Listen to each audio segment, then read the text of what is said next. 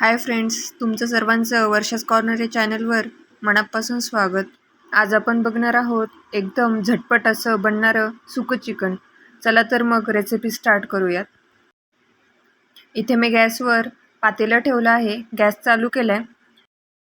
तुम्ही इथे कढई किंवा दुसरं कुठलंही भांडं वापरू शकता.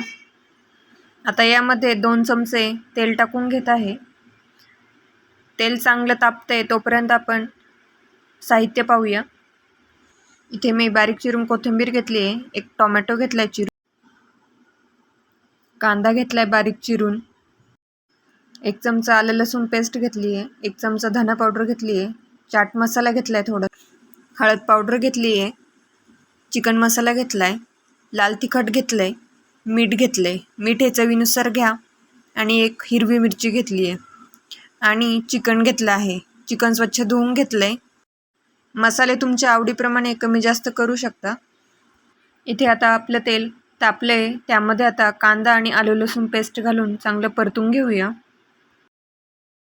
आलं लसूण पेस्ट ही ताजी वापरल्याने भाजीला छान टेस्ट येते. आपला कांदा परतून झालाय. आता यामध्ये चिरलेला टोमॅटो टाकून घेऊया आणि मिरची टाकून घेऊया. ते चांगलं परतून घेऊया. आता टोमॅटो तेलामध्ये छान परतून घेणार आहोत, जेणेकरून त्याचा कच्चेपणा दूर होईल. इथे मी छान परतून घेतलंय. आता यामध्ये आपण मसाले टाकून घेणार आहोत.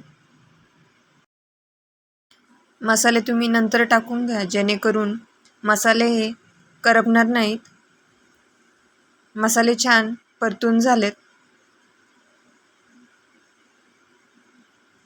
तुम्ही बघू शकता कांदा आणि टोमॅटोने तेल सोडलंय. आता यामध्ये आपण चिकन टाकून घेऊया आणि परतून घेऊया परत एकदा.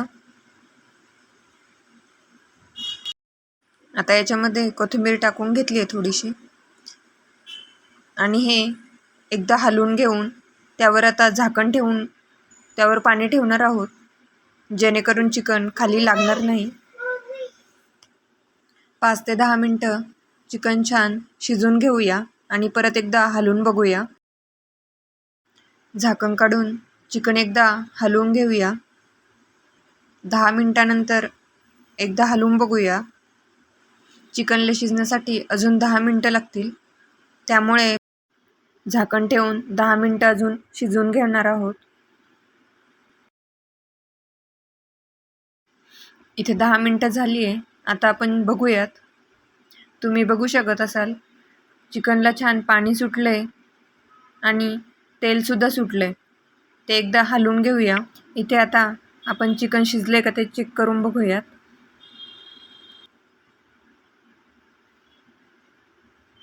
चिकन अगदी पूर्णपणे शिजलं आहे. आता आपण हे काढून घेऊया आणि डिश सर्व करूया.